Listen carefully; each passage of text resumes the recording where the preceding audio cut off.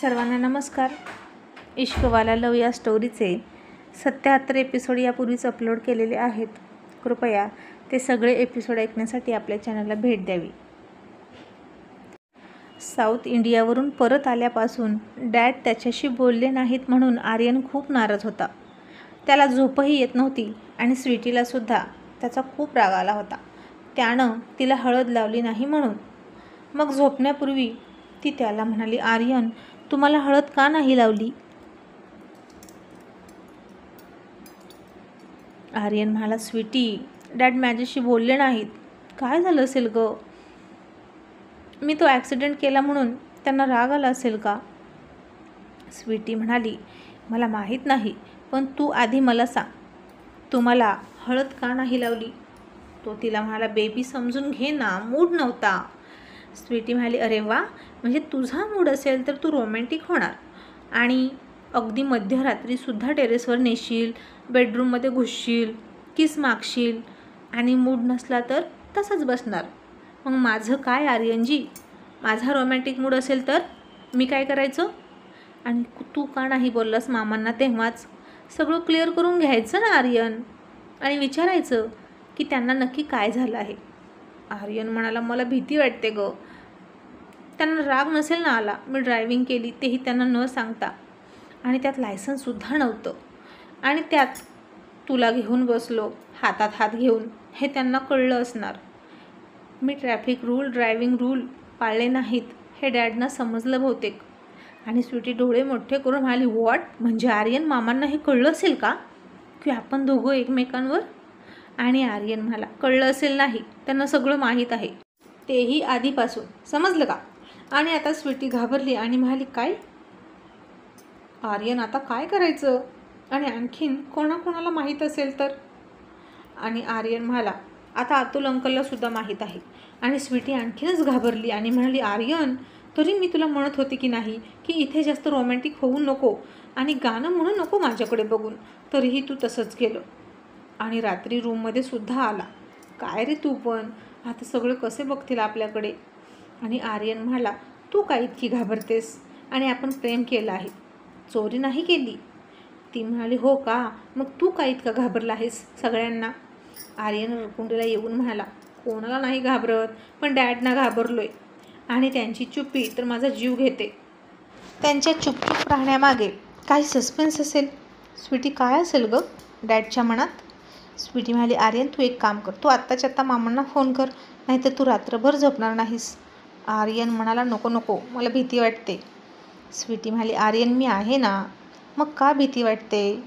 आणि ते समोर आले तर तुला आणखीन जास्त भीती वाटेल त्यांचा चेहरा पाहून. त्यापेक्षा फोनवर बोल ना, त्यांचा फक्त आवाज ऐकायला येईल तुला. आर्यन म्हणाला, हो का?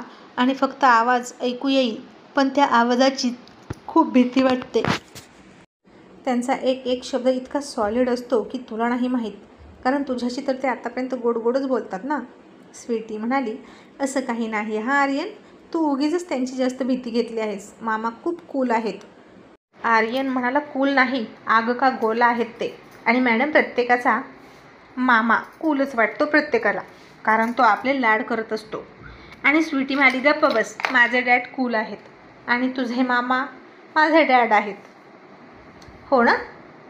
आणि आर्यन म्हणाला, पण मॅडम, तुझे मामा आणि माझे डॅड अजिबात कूल नाहीत, आणि तुझा मामा आणि माझा मामा या दोघांमध्ये फरक आहे. आणि असले तरी ना कूल ते तुझ्यासाठी असतील, माझ्यासाठी नाही.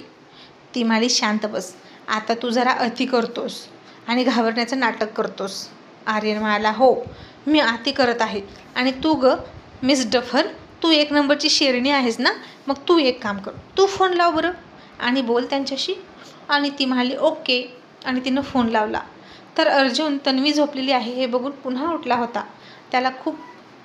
त्यालासुद्धा झोप नव्हती लागली, कारण त्याची झोप उडवणारं काहीतरी घडलं होतं. तन्वीला झोपवण्यासाठी त्यानं फक्त झोपण्याचा बहाणा केला होता, कारण त्यालासुद्धा खूप इम्पॉर्टंट फोन करायचा होता. आणि स्वीटीचा फोन बघितला आणि त्याला थोडी काळजीच वाटली. आणि फोन घेऊन तो म्हणाला, स्वीटी, तू अजून झोपली नाहीस? आणि स्वीटी म्हणाली, मामा, झोपच येत नाही मला, म्हणून तुमची आठवण आली आणि कॉल केला.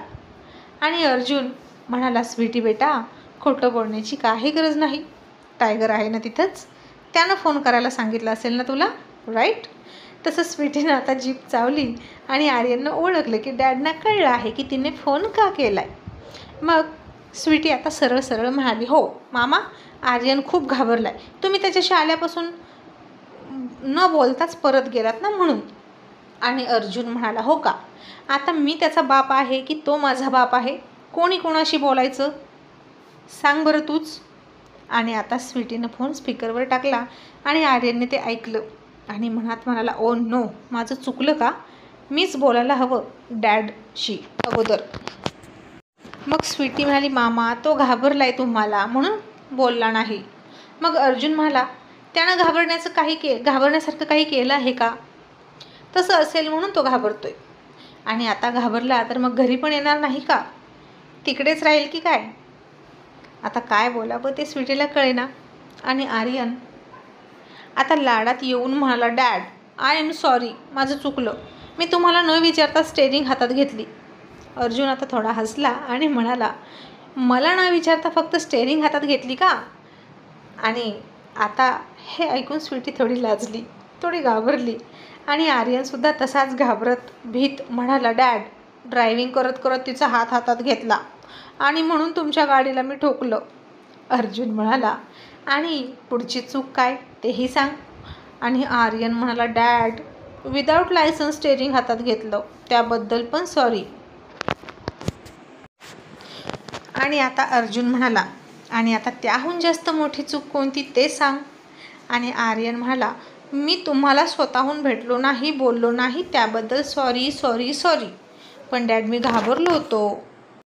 आणि आता आर्यनला त्याच्या सगळ्या चुका समजलेल्या आहेत हे अर्जुनच्या लक्षात आलं. आणि तो म्हणाला, टायगर चूक झाली डझंट मॅटर, पण तू घाबरून संकटांना फेस करायचं सोडलंस, ते मला नाही आवडलं. आज तुझ्या दृष्टिकोनातून मी संकट होतो तुझ्यासमोर, राईट? आणि तू घाबरून माझ्यापासून पळत होतास. हे तर मी तुला शिकवलं नाही बेटा. भीती वाटली म्हणून संकटांना पाठ दाखवायची नाही, नाहीतर मग हे असं होतं, भीती वाढत जाते. त्याच वेळी बोलला असता तर इतका वेळ तुझा भीतीत गेला नसता आणि तुझी भीतीही गायब झाली असती आणि हळदीची रातसुद्धा सेलिब्रेट झाली असती आणि ती चिडलीसुद्धा नसती. तशी स्वीटी आता थोडीशी तोंडात बोट घालून लाजायला लागली. आणि आर्यन म्हणाला, डॅड तुम्हाला पण हे माहीत आहे का? अर्जुन म्हणाला, टायगर आणखीन काय काय माहीत आहे सांगू का? आणि आर्यन लाजून म्हणाला, नको ना डॅड, ही स्वीटी बदमाशी करते. मग अर्जुन म्हणाला, ओके ती बदमाशी करते का? मग आता थोडीशी बदमाशी तूही कर आणि तिला हळद लाव, नाहीतर त्याशिवाय ती झोपणार नाही. आर्यन म्हणाला, डॅड तुम्ही चिडला नाहीत ना ते आधी सांगा, नाहीतर मला झोप नाही येणार. आणि अर्जुन म्हणाला, चिडलो होतो पण आता गेला माझा राग. अँड बाय द वे तुझी बाजू घेऊन बोलायला लॉयर खूप उत्तम मिळाली तुला. आणि स्वीटी हसून म्हणाली, मामा मग काय करू, हा किती घाबरला होता माहीत आहे का? आणि अर्जुन म्हणाला, नाही माहीत, आणि आता इथून पुढे माहीतही करून घेणार नाही, कारण आता त्याला तू सांभाळायचं आहेस. जमेल ना दुसरा पिसाळलेला धूमकेतू सांभाळायला? आणि स्वीटी आता खूप हसली आणि म्हणाली, मामा हे तर आत्तू तुम्हाला म्हणते ना? अर्जुन म्हणाला, ऑफकोर्स म्हणते, पण तो आणि मी वेगळे थोडीच आहोत. पण तो माझ्यापेक्षा थोडा कमी चिडका आहे. आणि स्वीटी म्हणाली, काही कमी वगैरे नाही, उलट तुमच्यापेक्षा जास्त चिडका आहे. मग आता अर्जुनने घड्याळात बघितलं आणि म्हणाला, स्वीटी बेटा तुझा चिडका गिफ्ट तुला मुबारक, चल ठेव फोन, गुड नाईट. असं म्हणून यांनी हो म्हणायच्या आतच अर्जुनने फोन ठेवला, कारण या दोघांशी बोलण्यात त्याला कसलाच इंटरेस्ट नव्हता आणि त्यांच्यात इंटरफेअरसुद्धा करायचं नव्हतं त्याला. आणि त्या दोघांना डिस्टर्ब तर त्याहून करायचं नव्हतं. मग अर्जुन उठला आणि स्टडीमध्ये गेला, दार लावून घेतलं आणि जयला फोन करून म्हणाला, जय MD खन्ना आणि त्याच्या मुलाचं काय? जय मला, बॉस तो आहे तिथेच आहे, तो खातोय पितोय आणि खन्ना हात जोडून विनंती करतोय तुम्हाला भेटण्याची. तुम्ही परत येण्याची खूप वाट बघतोय तो. अर्जुन म्हणाला, ओके म्हणजे सगळे इतक्यात त्याला भेटण्याची घाई करायची गरजच नाही, आणखी थोडासा तरसू दे. आणि जय तो जो कोणी मॉन्टी आहे त्याची माहिती काढलीस का? जय म्हणाला, बॉस तो इम्पॉर्टंट वाटतो का तुम्हाला? अर्जुन म्हणाला, जय 2 दिवसात तो 2 वेळा माझ्या मुलांशी तो टक्कर करून गेला आहे. त्याच्या बोलण्यावरून तर तो चांगला वाटतोय, पण कितीही गोड बोलत असला तरी आणि साफ दिल वाटत असला तरी त्याची इन्फॉर्मेशन तर काढलीच पाहिजे. आपण कोणावरच विश्वास नाही ठेवू शकत जय. आणि मगच ठरवता येईल की नक्की त्याचं इतक्या फास्ट माझ्या मुलांशी भेटणं हा योगायोग आहे की घडवून आणलेला संजोग आहे. आणि जय म्हणाला, ओके बॉस, काम होऊन जाईल. नेक्स्ट टाईम जेव्हा तो आर्यनला किंवा स्वीटीला भेटेल तेव्हा नक्कीच आपली माणसं त्याच्या मागे सोडतो.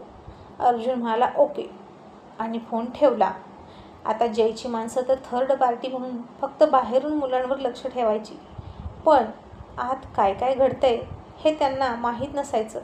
आणि इकडे शनायानं मध्यरात्रीनंतर दुसऱ्या फोनवरून मॉन्टीला फोन केला आणि म्हणाली, मॉन्टी काय काय केलंस तू? मॉन्टी म्हणाला, मम्मी आज मी पुन्हा त्या आर्यनच्या हृदयात जागा मिळवायला यशस्वी झालोय. आणि शनाया म्हणाली, तू मूर्ख आहे का मॉन्टी? इतक्या फास्ट त्याच्याशी मुलाखत करू नकोस, नाहीतर त्यांना वाटेल की हे सगळं घडवून आणलेलं आहे. सगळं नॅचरल वाटावं असं काहीतरी कर. आणि आता पुन्हा लवकर त्यांच्याशी भेटू नकोस, समजलं? आणि मॉन्टी म्हणाला, ओके मम्मी, पण काय आहे ना, मला त्या आर्याला माझ्या तालावर नाचवून अर्जुन देसाईचं नाक ठेचण्याची खूप घाई झाली आहे, म्हणून मी घाई करत होतो. शनाया म्हणाली, मॉन्टी मी तुला आधीच सांगितलं आहे की आपल्याला कसलीच घाई नाही. तू खूप वेळ घे आणि खूप विचार करून पाऊल टाक. तो अर्जुन देसाई फार हुशार आहे. तू सतत त्यांच्याशी भेटतोस हे त्याच्या लक्षात आलं की तो तुझी माहिती काढेल. आणि तू कितीही चांगुलपणाचा आव आणला तरी तो तुझ्यावर विश्वास ठेवणार नाही, लक्षात ठेव. कारण तो स्वतःच्या सावलीवर सुद्धा विश्वास ठेवत नाही. अरे तू तुझं हार्ट काढून त्याला द्यायला गेलास तरी त्यावरही तो शंका घेतो. काही दिवसात तो आर्यन देसाई US ला जाईल, मग ती एकटी राहील आणि मग तुला तिच्याजवळ जाणं सोपं होईल. आणि लक्षात ठेव, हा फोन आपलं बोलणं झालं की कार्ड काढून बाजूला ठेव. आणि तुला आई नाही, बापही नाही, तुझं सगळे रेकॉर्ड जे फेक आहेत ते वरचे वर ठेव, जेणेकरून तुझी कोणी चौकशी करायला आलं तर त्यांना खात्री पटेल की तू अनाथ आहेस. आणि आता अर्जुन देसाई पाताळात जर गेला ना तुझी माहिती काढायला खरी खरी, तर त्याला सापडणार नाही, असं म्हणून शनाया खूप हसत होती. आता यावेळी शनायाने बहुतेक खूपच सॉलिड डाव खेळला होता. आणि मॉन्टी म्हणाला, mummy you are very genius. Shanaya म्हणाली, जिनियस राहावं लागतं मॉन्टी. जर आपला शत्रू जास्त हुशार असेल तर आपल्याला त्याच्यापेक्षा पुढे जाऊन विचार करायला लागतो. आणि आता ऐक, आता तू कोणालाच त्यांच्यापैकी भेटू नको. तू तुझं केटरिंगचं काम करायचं आणि तिथून निघायचं. आता तुला आर्या चांगलंच लक्षात ठेवेल, कारण तू तिचा खूप मोठा ॲक्सिडेंट होताना वाचवला आहेस. त्यामुळे इथून पुढे जी काही मुलाखत करायची असेल ती थेट कॉलेजमध्ये कर. ओके मम्मी, असं म्हणून मॉन्टीनं फोन ठेवला आणि लगेच फोन मधून कार्ड काढून एका बाजूला ठेवलं आणि दुसऱ्या ठिकाणी फोन ठेवला. आणि आता इकडे स्वीटी म्हणाली, आर्यन आता तरी तुझं टेन्शन गेलं ना? मग आर्यनने तिच्या कमरेत हात घालून तिला जवळ खेचली आणि तिच्या छातीमध्ये डोकावून म्हणाला, जाने मन टेन्शन तर गेलं, पण ती तडप नाही विझली. अँड थँक्यू सो मच अभी से मेरी ढाल बनने के लिए. आणि स्वीटी म्हणाली, आर्यन थँक्यू कशाला म्हणतोस, ते तर माझं कर्तव्य आहे. असं म्हणून तिने त्याचा हात हातात घेतला आणि त्यावर किस करत म्हणाली, आर्यन तुझ्या प्रत्येक सुखात आणि दुःखात मी कायम तुझ्यासोबत असेल. देव न करो की तुझ्यावर कोणतं संकट येऊ, पण जेव्हा पण तुझ्यावर संकट येईल मग ते झेलायला आधी मी पुढे असेल. असं म्हणून ती इमोशनल झाली आणि तिने त्याला छातीशी घट्ट पकडलं. मग आर्यननं आता तिला मिठीतच उचलली. ती हळूच म्हणाली, आर्यन अरे काय करतोस? आता मी माझं कर्तव्य करतोय. मी इतका खुशनशीब आहे की इतकी स्वीट आणि अंडरस्टँडिंग वाईफ मला मिळणार आहे. मग तिचं लाड करायला नको का? त्या परीसारखी हट्टी मुलगी ज्याच्या गळ्यात पडेल ना त्याचं काय होईल गॉड नोज, असं तो म्हणाला. तशी स्वीटी थोडी हसली. मग त्यानं तिला मिठीतच उचलून जिथे पिहू बसली होती हळदी लावायला तिथं बसवली आणि हळद घेऊन तिच्या गालाला लावली आणि तिने तिचा गाल त्याच्या गालाला रब केला आणि त्यालाही हळद लावली. आणि आता पुन्हा दोघांचे ओठ एकमेकांच्या खूप जवळ होते. दोघांनीही एकमेकांच्या डोळ्यात पाहिलं आणि आता होकार नकाराची आवश्यकताच नव्हती. आणि ती फक्त थोडीशी गालात हसली आणि नजर झुकवली. आणि आर्यननं हळूच तिच्या ओठांवर ओठ टेकवणार इतक्यात अतुल बेडरूममधून खूप मोठ्यानं खोकायला लागला आणि त्याचा आवाज हॉलमध्ये आला. तसा आर्यन घाबरला आणि म्हणाला, स्वीटी, बहुतेक अतुल अंकल उठले. पटकन बेडरूममध्ये जा. मीही पळतो, नाहीतर आपल्याला कोणीतरी पकडेल. असं म्हणून तो पळणार इतक्यात तिने त्याला पकडला आणि म्हणाली, पियाजी, आता थोड्या वेळापूर्वी तर कोण म्हणालं होतं की मी कोणाला घाबरत नाही, मग आता का पळतोस? And I want kiss you. असं म्हणून तिने त्याच्या ओठांवर ओठ टेकवले. तसा अतुलच्या खोकण्याचा आवाज वाढायला लागला आणि तिच्या तोंडातून तोंड काढून आर्यन गुड नाईट म्हणून पळाला. आणि स्वीटी खूप हसायला लागली आणि माझी डरपोक कुठला. आणि त्यानं लावली ती हळद आता न पुसता ती तशीच झोपली. आणि आता सकाळ झाली आणि अर्जुन बाथरूममध्ये होता आणि तिनं पिहूच्या लग्नात घालण्यासाठी एक खूप सुंदर अशी साडी घेतली होती. वन साईड पिन करून डाव्या हातावर तिने पदर सोडलेला होता. यावेळी तिने केस मोकळे सोडले नव्हते, तर एक छान हेअरस्टाईल करून वर गुंतवले होते. एक लॉंग मंगळसूत्र डायमंडचं घातलं होतं. डायमंड ज्वेलरी घातली होती तिनं. तिला सोनं अजिबात आवडत नव्हतं. तिची सगळी ज्वेलरी डायमंडचीच होती आणि ती तिच्या साडीच्या नेऱ्या व्यवस्थित करत होती. इतक्यात बाथरूममधून अर्जुन आला. त्यानं तिला खूप दिवसातून इतकी परफेक्ट रेडी होताना पाहिली आणि तो हाताची घडी घालून गालाला हात लावून तिच्याकडे बघतच बसला. ती म्हणाली, अर्जुन, अरे बघतोस काय, हरी अप बेबी, एक तर तू लेट होतेस या वेडिंगमध्ये. अतुल चिळेल बरं का, चल बरं लवकर. आणि अर्जुनने आता तिला उचलली आणि मांडीवर घेऊन बसला. तशी थोडी शहारली आणि लटक्या रागात म्हणाली, अर्जुन, तुझं काय चाललंय? अर्जुन म्हणाला, कुठे काय, प्रेम करतोय. मग ती त्याचं डोकं पुसत म्हणाली, अर्जुन, ते मलाही कळतं की तू प्रेम करतोय, पण त्यालाही काही वेळ काळ आहे की नाही अर्जुन. अरे उशीर होतोय आपल्याला, चल लवकर. तो बघ, आज तू तो सूट घालायचा, सोड बरं लवकर. असं म्हणून ती त्याच्यापासून उठणार इतक्यात त्यानं ज्या तिच्या निर्या पकडल्या होत्या त्या अख्ख्याच्या अख्ख्या त्याच्याच हातात आल्या आणि तिची साडी सुटली. आणि तन्वी, ती सगळी साडी फिटली होती. तसं तिने त्याच्याकडे गाल फुगवून लटक्या रागात डोळे मोठे करून पाहिलं आणि अर्जुन म्हणाला, ओ बेबी सॉरी, मी आता ठीक करतो. आणि आता तिने हाताची घडीच घातली. आता तो कसा तिची साडी ठीक करेल हे बघण्यासाठी. मग अर्जुनने खूप ट्राय केला आणि तिच्या पुन्हा निरीप्लेट बनवण्याच्या, पण त्याला जमतच नव्हतं. यार, हे कसं करतात? अतुलला फोन करून विचारू का? नको, तो बिझी असेल. तनू प्लीज हेल्प कर ना बेबी. असं म्हणून त्याने तिच्याकडे पाहिलं तर ती तशीच त्याच्याकडे रागात बघत होती आणि तिचा रागीट चेहरा बघून तो म्हणाला, okay okay, I will try, तू नको करू हेल्प. मग त्यानं अक्षरशः कशा बशा तिच्या अख्ख्या साडीच्या नेऱ्या एका मुठीतच पकडल्या आणि तिच्या परकरमध्ये खोचायला गेला. इतक्यात त्याच्या हाताचा स्पर्श तिच्या पोटाला झाला आणि तिला खूप हसायला आलं. तरीही ती गप्पच बसली. पुन्हा त्यानं तिच्याकडे पाहिलं आणि म्हणाला, तनू, इट्स ओके ना? तिने आणखीन रागाने त्याच्याकडे बघितलं आणि तोच म्हणाला, no no, I think it's not okay. Tanu, I will try again. असं म्हणून त्यानं पुन्हा त्या निरा बाजूला काढल्या. तन्वीला तर आता त्याची खूप गंमत वाटत होती आणि त्यानं कसं बसं ट्राय केलं आणि दोन्ही हातात साडी पकडून म्हणाला, तनू, नाही जमत बेबी. आणि आता तिनं तिच्या छातीवरून पदर बाजूला सरकवला. तशी तिची छाती त्याच्यासमोर आली आणि ती त्याच्या पुन्हा मांडीवर बसली आणि म्हणाली, अर्जुनजी, आता हे ट्राय करा, बहुतेक जमेल तुम्हाला. अर्जुननं आता तोंडाला हात लावला आणि ओठातल्या ओठात हसला आणि तिला म्हणाला, माय हॉट बेबी डॉल, आता ही कोणती अदा आहे तुमची, जानलेवा की कातिल? आणि तन्वी त्याच्या आणखीन जवळ जात म्हणाली, दोनों में से एक भी नहीं, या फिर दोनों भी, जैसा आप मुनाफिस समजे जनाब. असं म्हणून ती त्याच्या कानात हळूच चावली आणि आता कानात खूप मादक आणि सेडिक्टिव्ह आवाज म्हणाली, माय डार्लिंग हॉट हँडसम हबी, तुझ्याकडे फक्त 15 मिनटं आहेत आणि बघ तुला काही जमतंय का? आणि आता त्यानं त्या निऱ्या दिले फेकून आणि तिला घट्ट मिठी मारली आणि मला का नाही जमणार, हे तर मला खूप छान जमतं. असं म्हणून तो तिला पॅशनेटली सर्व शरीरभर किस करायला लागला. त्याचे हात तिच्या पाठीवरून फिरत होते आणि बॅक साईडला असलेल्या तिच्या ब्लाऊजचे हुक त्याने कधी काढून टाकले हे तिलाही कळलं नाही.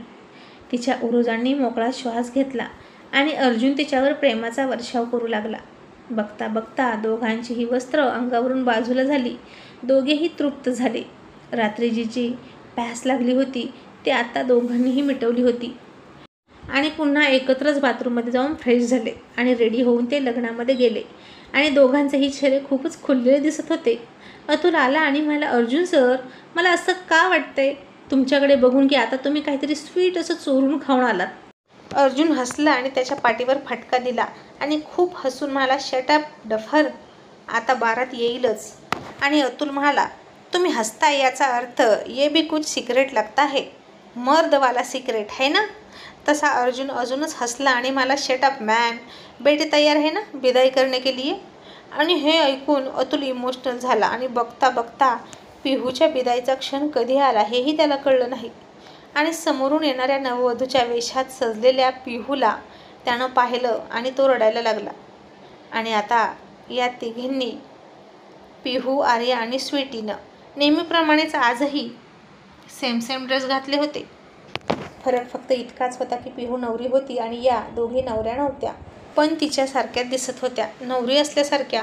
ती मेहंदी, ती मॅचिंग ज्वेलरी, तो लाल ड्रेस, सगळं सेम होतं. आणि त्या दोघींनाही त्या वेशात बघितलं आणि अर्जुनच्या डोळ्यात पाणी आलं, कारण आज ना उद्या यांच्याही विदाईचे क्षण येणार आहेत असं त्याला आठवलं.